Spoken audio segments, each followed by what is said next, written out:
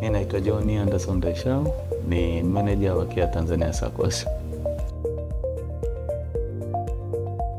Kwanza kabisa tunathamini huduma zenu mnazotoa kwetu, hasa kwenye mfumo ambao tunaotumia wa hesabu wa amala, ambao unatusaidia kurahisisha kazi za siku kwa siku na kutoa taarifa kwa wanachama kwa wakati.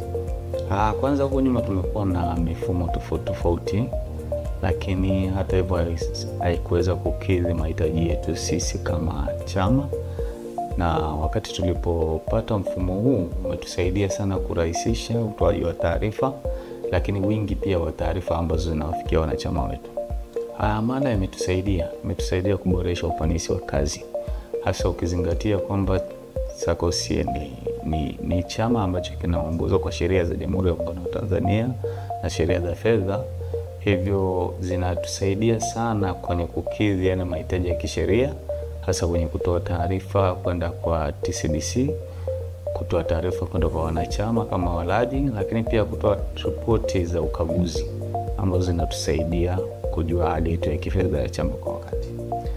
Ni kweli kabisa, na hasa tukijua kwamba tuna malengo ya kuwa chama kikubwa, kufikia kwenye level kubwa pia kama SACCOS. Kwa hiyo bado tunahitaji kuitumia amala kukuza uelewa wetu na ufanisi wetu wa kibiashara, hasa kwenye SACCOS, ili tusaidie zaidi katika utoaji wa taarifa na kuwafikia watu wengi zaidi.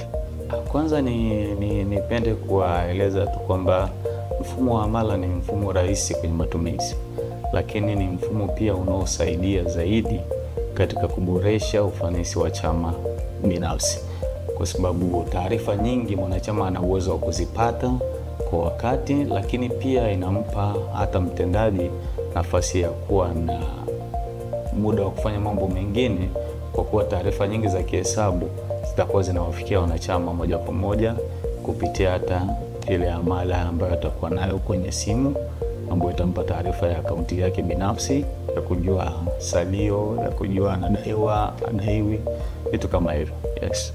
Asanteni sana, karibuni Kia Tanzania SACCOS.